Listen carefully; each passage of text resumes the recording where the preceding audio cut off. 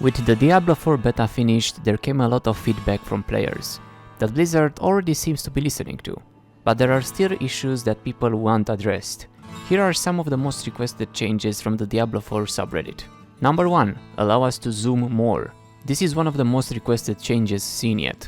A lot of people are complaining that the default range is too low and you can't see enough around you, and the more zoomed out view would look better and improve the combat too if you can see all the enemies around you at a longer range. Number 2. The UI was one of the most criticized aspects of the game, with people saying that the font sucks or that it is missing options and settings like scaling it.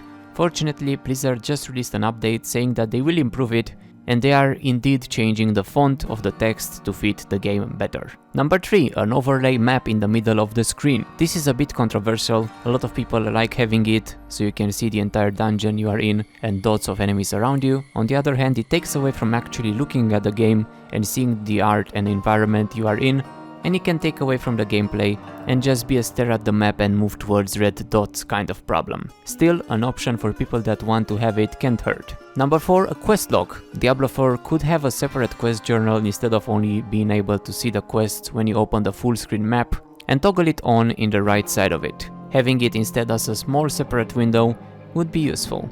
Number 5. WASD movement. You can already play with a controller since the game will be released on consoles too, and it can feel better to be able to move your character instead of just clicking. So why not let players on PC move their character with keys too instead of just clicking. Number 6. Show the tooltips when mousing over items on the ground or on the minimap. If there are dozens of rare or legendary items on the ground and your inventory is full, you kinda have to pick them up one by one and throw them back to see what they are, since you can't see their stats while on the ground. So allowing a mouse over comparison of them to see what they are and to compare their stats to your currently equipped item would be useful. Number 7. Dungeons have too much backtracking. This is probably the number 1 complaint people have with the game yet.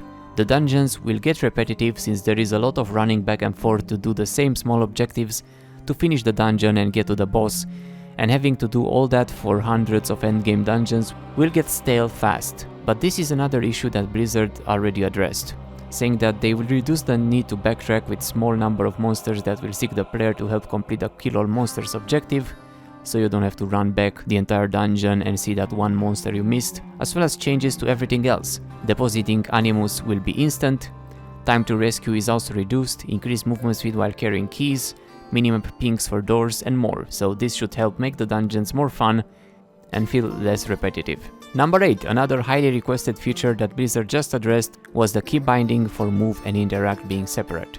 The move and interact inputs can now be mapped to one button, while the primary attack input is mapped to a secondary button. Number 9. New tooltips for items.